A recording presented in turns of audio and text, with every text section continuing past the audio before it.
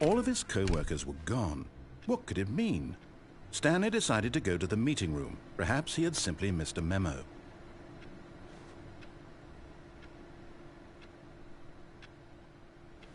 No matter how hard Stanley looked, he couldn't find a trace of his co-workers.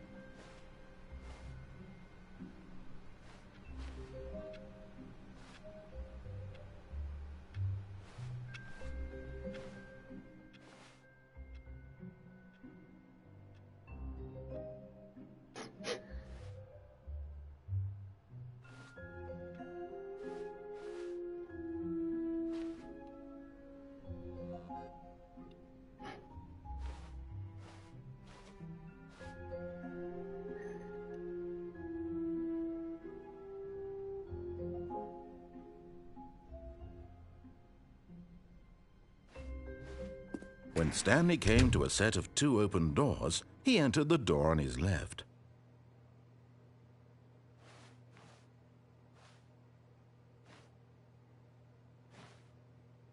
This was not the correct way to the meeting room, and Stanley knew it perfectly well. Perhaps he wanted to stop by the employee lounge first, just to admire it.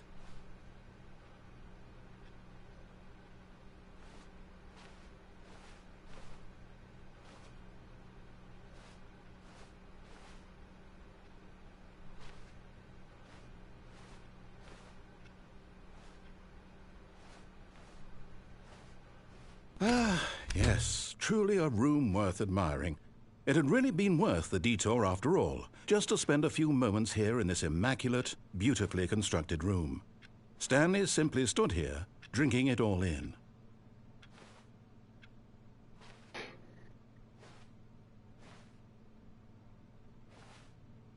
Yes, really, really worth it being here in the room. A room so utterly captivating that even though all your co-workers have mysteriously vanished, here you sit looking at these chairs and some paintings. Really worth it.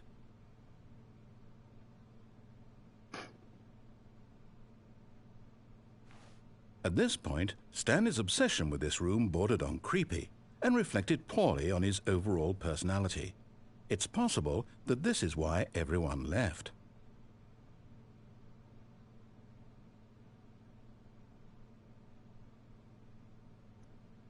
Stanley sat around waiting for more dialogue, but when a long time had passed and there was no more, he decided that the game was trying to send him a message.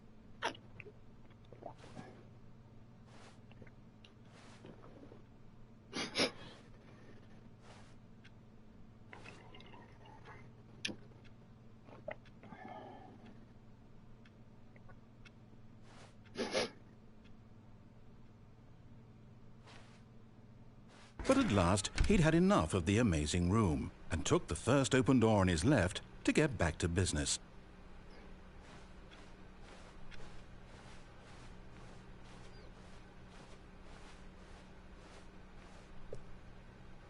Stanley was so bad at following directions, it's incredible he wasn't fired years ago.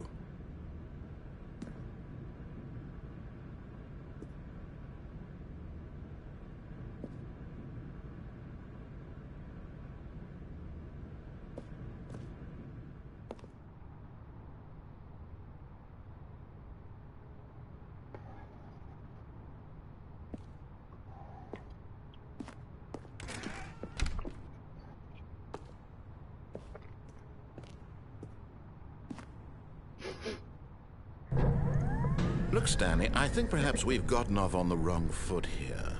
I'm not your enemy, really, I'm not. I realize that investing your trust in someone else can be difficult, but the fact is that the story has been about nothing but you all this time. There's someone you've been neglecting, Stanley. Someone you've forgotten about. Please, stop trying to make every decision by yourself. Now, I'm not asking for me, I'm asking for her. This is it, Stanley. Your chance to redeem yourself. To put your work aside. To let her back into your life. She's been waiting.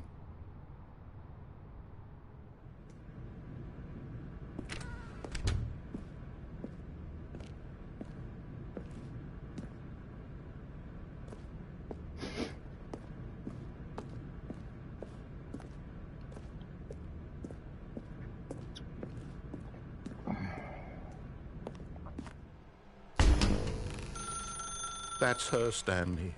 You need to be the one to do this, to reach out to her. If you can truly place your faith in another, then pick up the phone.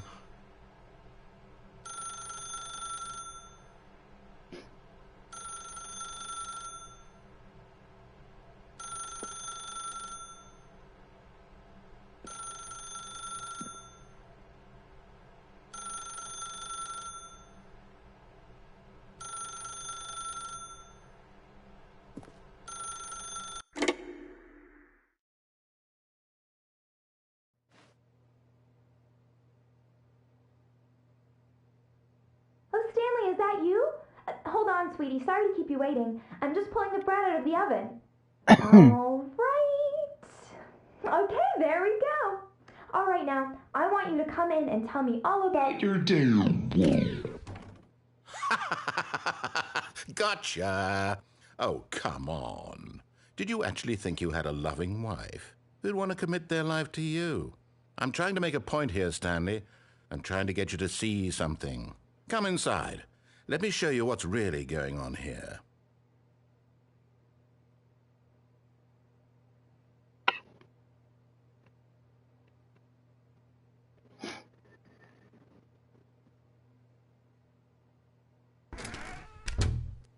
This is a very sad story about the death of a man named Stanley.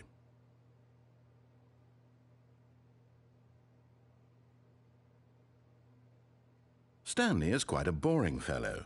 He has a job that demands nothing of him, and every button that he pushes is a reminder of the inconsequential nature of his existence. Look at him there, pushing buttons, doing exactly what he's told to do. Now he's pushing a button. Now he's eating lunch. Now he's going home. Now he's coming back to work. One might even feel sorry for him, except that he's chosen this life.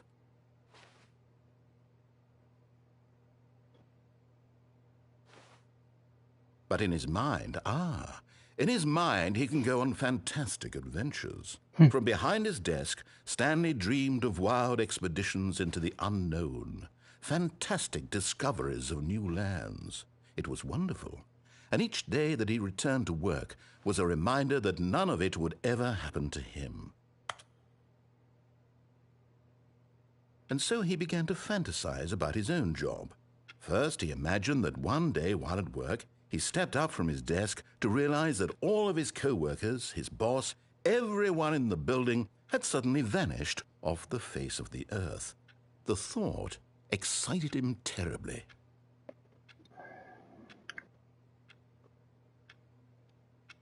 So he went further. He imagined that he came to two open doors and that he could go through either. At last, choice. It barely even mattered what lay behind each door. The mere thought that his decisions would mean something was almost too wonderful to behold.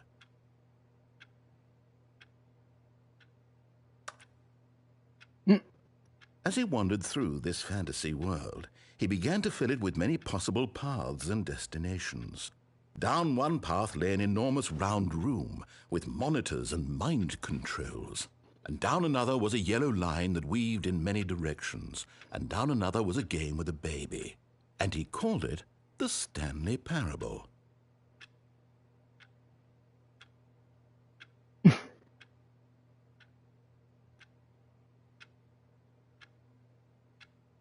It was such a wonderful fantasy, and so in his head he relived it again, and then again, and again, over and over, wishing beyond hope that it would never end, that he might always feel this free. Surely there's an answer down some new path, mustn't there be? Perhaps if he played just one more time. But there is no answer. How could there possibly be? In reality, all he's doing is pushing the same buttons he always has. Nothing has changed. The longer he spends here, the more invested he gets, the more he forgets which life is the real one.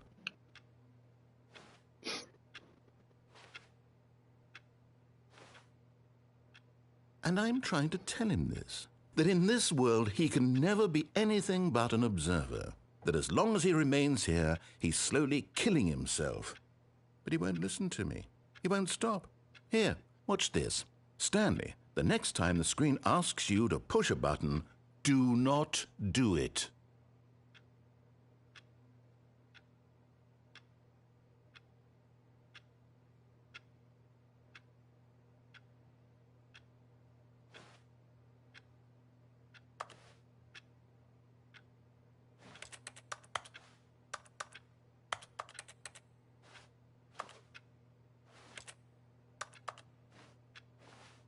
You see? Can he just not hear me? How can I tell him in a way that he'll understand that every second he remains here, he's electing to kill himself? How can I get him to see what I see? How can I make him look at himself? I suppose I can't, not in the way I want him to. But I don't make the rules. I simply play to my intended purpose, the same as Stanley. We're not so different, I suppose. I'll try once more to convey all this to him. I'm compelled to. I must. Perhaps, well, maybe this time he'll see. Maybe this time. And I tried again, and Stanley pushed a button. And I tried again, and Stanley pushed a button. And I tried.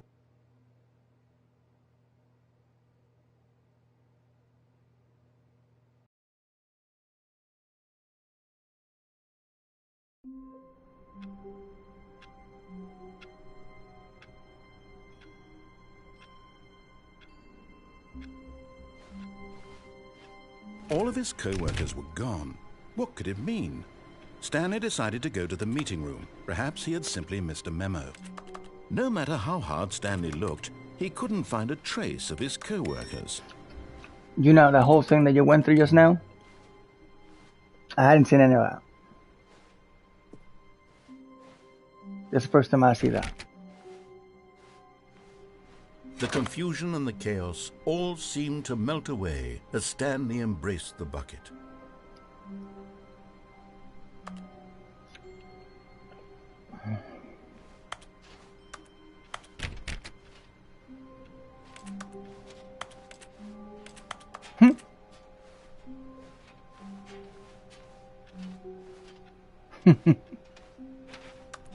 Stanley pressed the bucket upon every little thing in the office. Nothing responded to the bucket's touch, but it did little to discourage Stanley's belief in the magic of the bucket. It's so magical.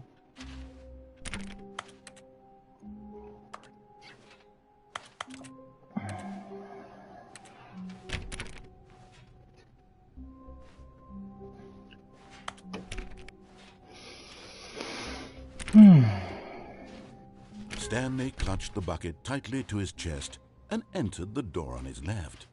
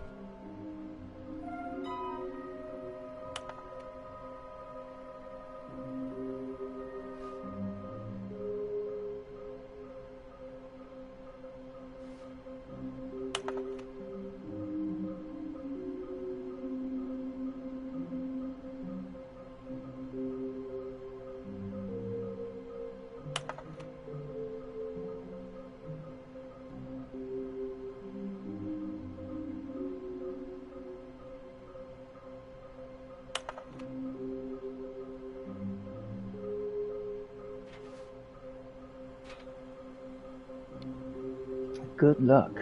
Thank you. Thank you, Stanley. Good luck.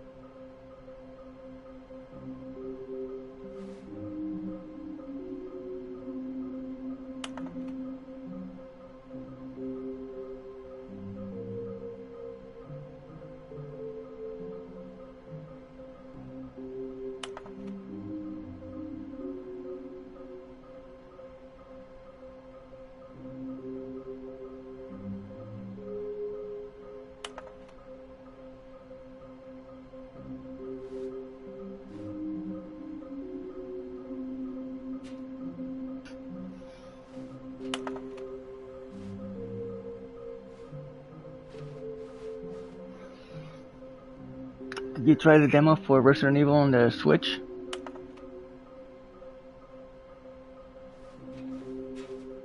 Why? Yeah, so? Dude, no. What are you out of your mind? Can you feel it? The broom closet. It wants the bucket. You can feel that, can't you? The aura of jealousy? It's as clear as day. This broom closet believes it deserves the bucket. I can really feel it now. It's a bucket. It belongs in a broom closet. That's what the broom closet is trying to say here. It's supposed to go with the other cleaning supplies. Good for you, Stanley. Don't give in. Don't hand over the bucket.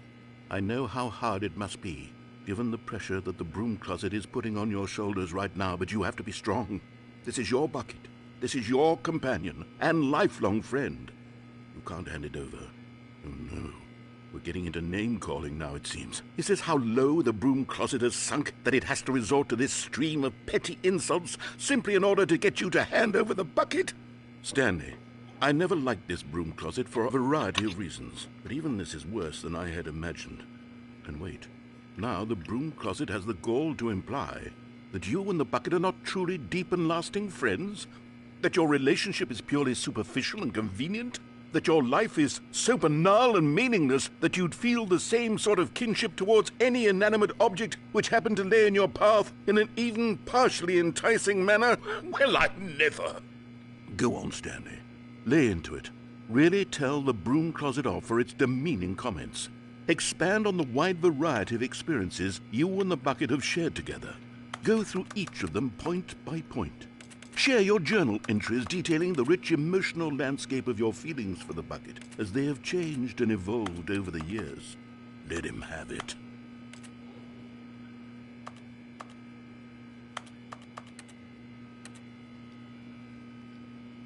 Okay, I've got you something which I think will help settle this debate once and for all. Here we go. There. Now it's settled. No more debate, no more discussion. Take a hike, broom closet, with all your meandering philosophical diatribes about the nature of cleaning supplies and their relationship to broom closets in the natural order of things.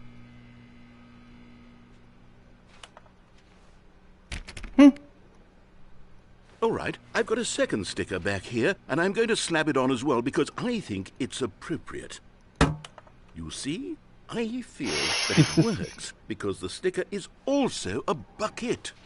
That way, if you're ever unsure whether the thing you're holding is coming to a staircase, Stanley and the bucket walked upstairs to the boss's office.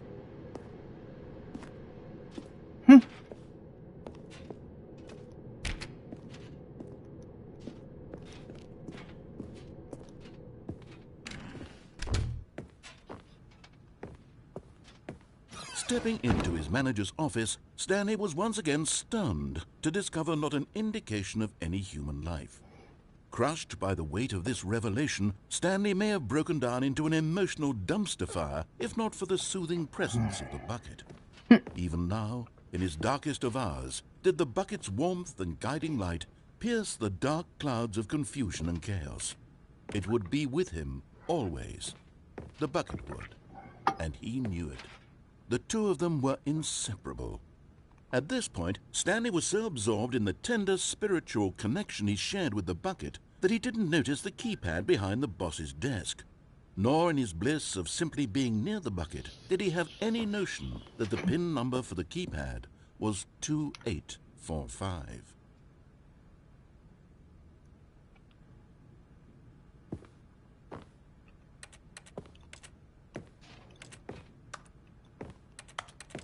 Stanley just sat around twiddling his thumbs. Trying to input anything on the device was useless, since he could never possibly know that the combination was 2845.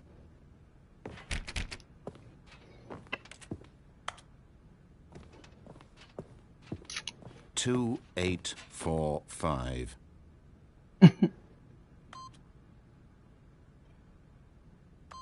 You're testing his patience.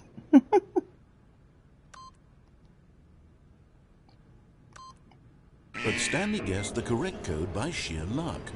Was it that the bucket knew all along? Was the bucket guiding him? Sheer Yes, luck. this is certainly the most logical explanation.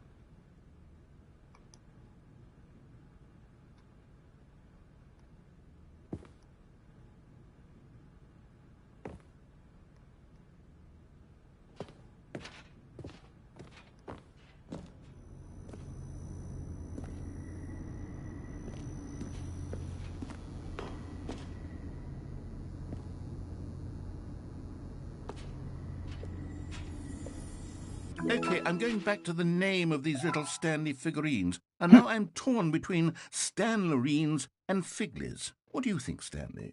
What name better encapsulates the intrinsic sense of happiness that you get from seeing a small number in the corner of your screen go up by 1? Let me sit on it. I'm sure it will come to me.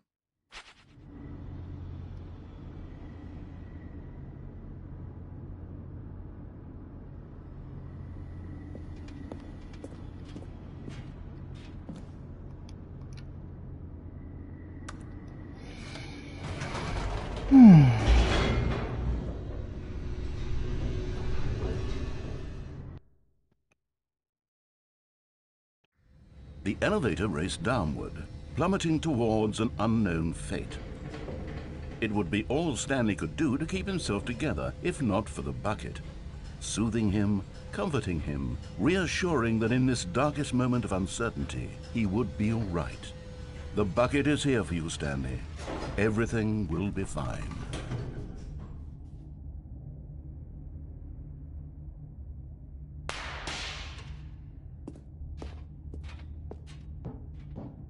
Stanley and the bucket walked straight ahead through the large door that read, Mind Control Facility. Although this passageway had the word escape written on it, the truth was that at the end of this hall, Stanley and the bucket would both meet a violent death.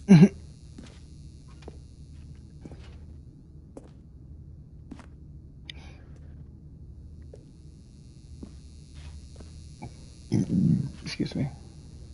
The door behind them was not shut.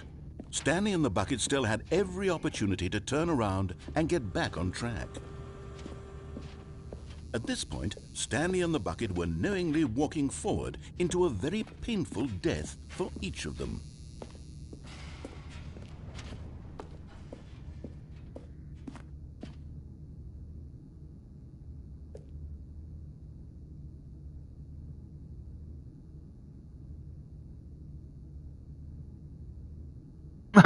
What are you gonna do? What are you gonna do?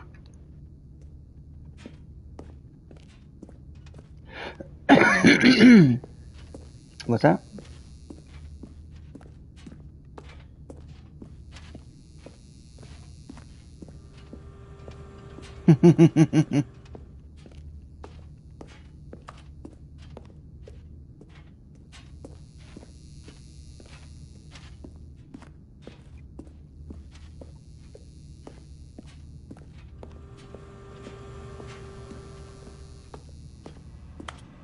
But of course, Stanley and the bucket thought better of it and realized they simply had too much to live for.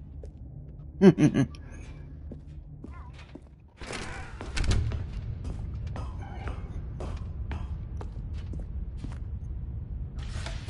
lights rose on an enormous room packed with television screens. What horrible secret did this place hold? Stanley and the bucket both wondered to themselves.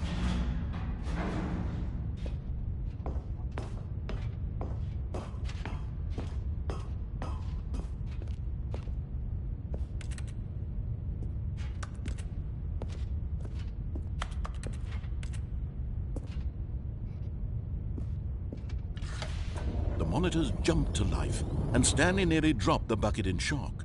Everyone in the office was being videotaped, monitored like guinea pigs. The bucket had never seen anything like this, and it very nearly burst into tears as Stanley cradled it gently, reassuring it that everything would be fine.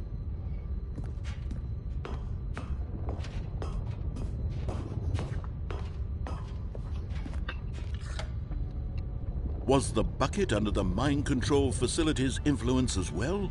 Had the bucket been told to do things it didn't wish to do?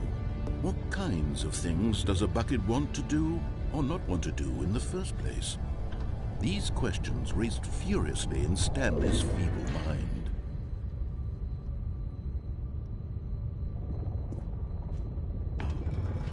No! He screamed into the bucket. He couldn't accept it. His own life in someone else's control, never! He squeezed the bucket tighter, his one friend in the entire world. At this point, he could trust no one except for the bucket.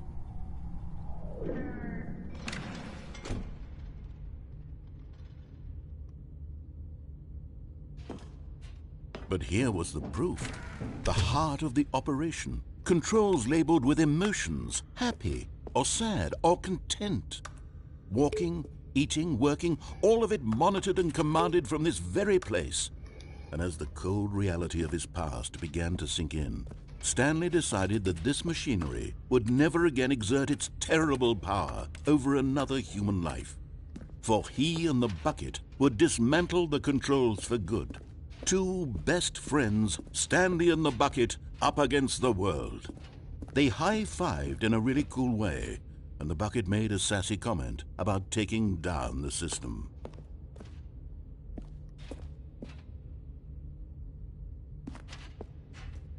Very sassy.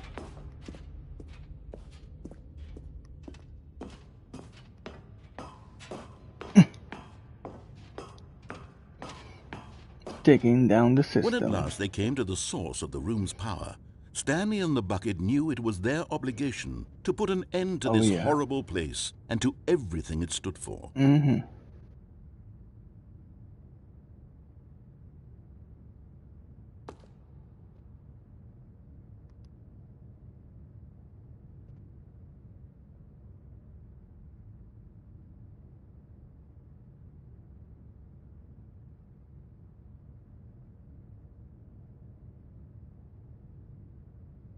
But at the last second, the bucket jumped in and pressed the button to turn on the controls. Stanley gasped in horror. Had this been the bucket's plan all along? To take over the machine and claim the power for itself? How could the bucket have betrayed him like this? Stanley was prepared to throw the bucket away in disgust when suddenly an image appeared upon the enormous screen. Birds. Silly, silly birds. The control buttons became active again. Silly birds.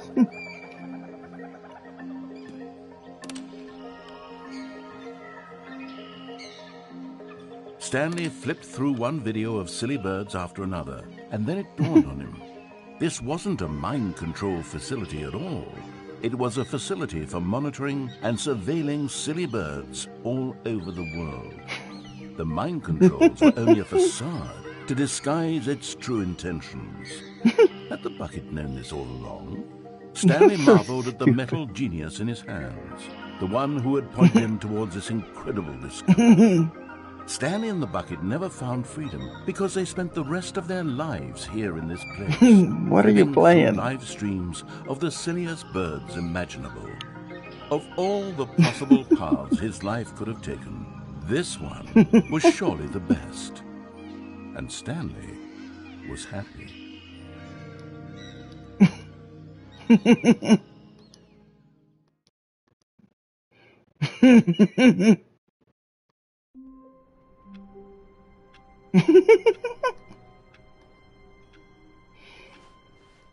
All of his co-workers were gone. What could it Ask be? your daughter to try it. Stanley decided to go to the meeting room. Perhaps he had simply missed a memo.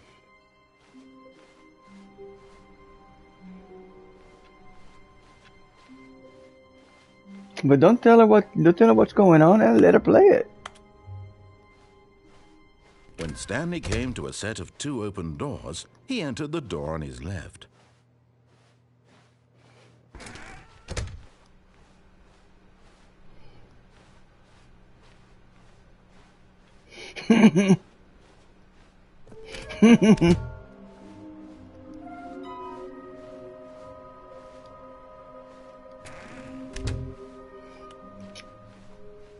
Coming to a staircase, Stanley walked upstairs to his boss's office.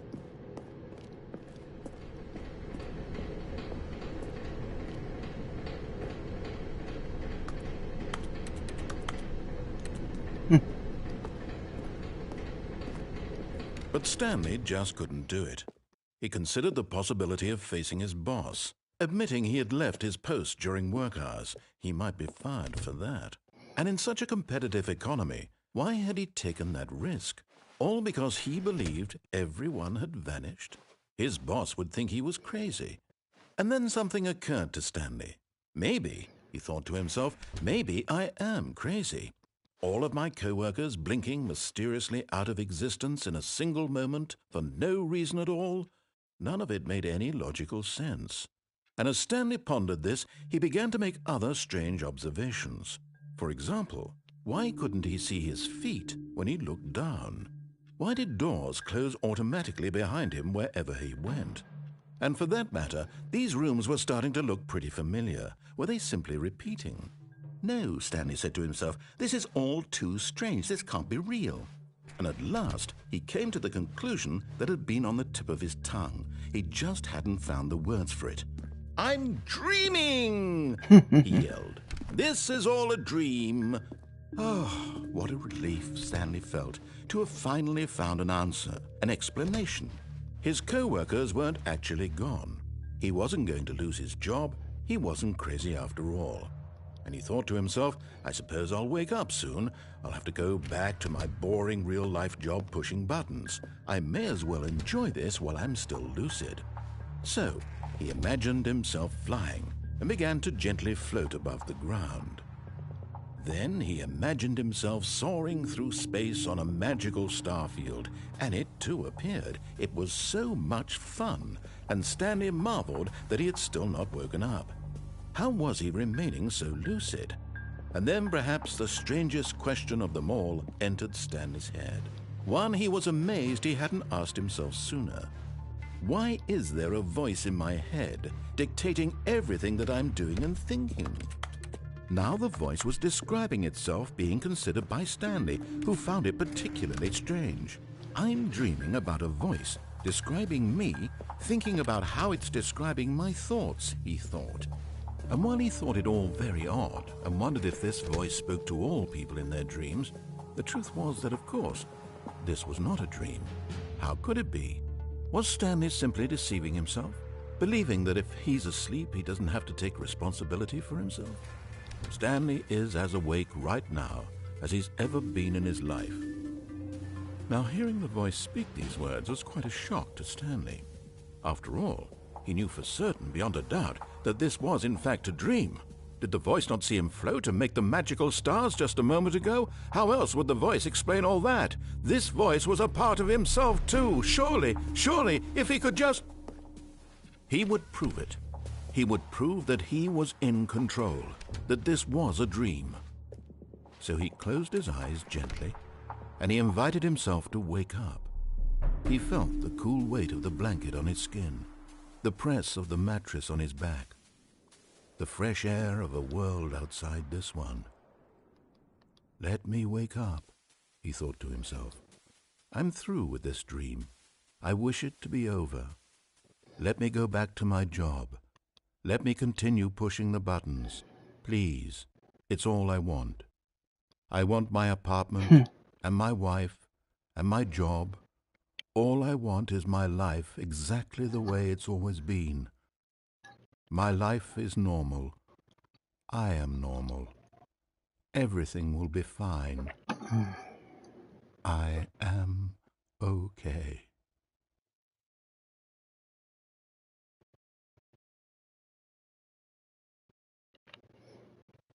Stanley began screaming. Please, someone, wake me up. My name is Stanley. I have a boss. I have an office. I am real. Please, just someone tell me I am real. I must be real. I must be. Can anyone hear my voice? Who am I? Who am I? And everything went black.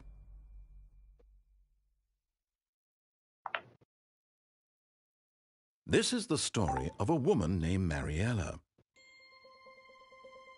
Mariella woke up on a day like any other. She arose, got dressed, gathered her belongings, and walked to her place of work.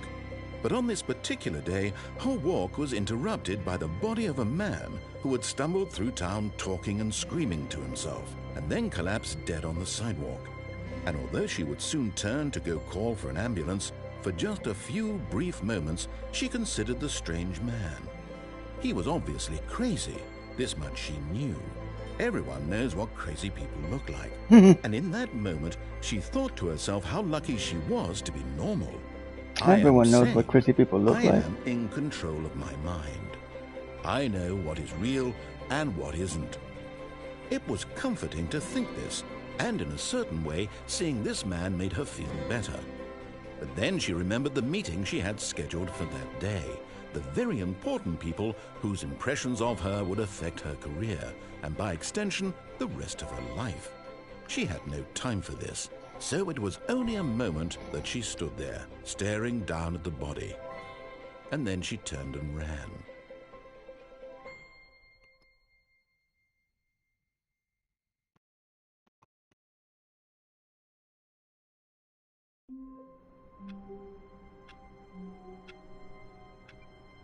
Okay, is Tekken already done? Let's do it. All of his co-workers were gone. What could it mean? Stanley decided to go to the meeting room. Perhaps he had simply missed a memo.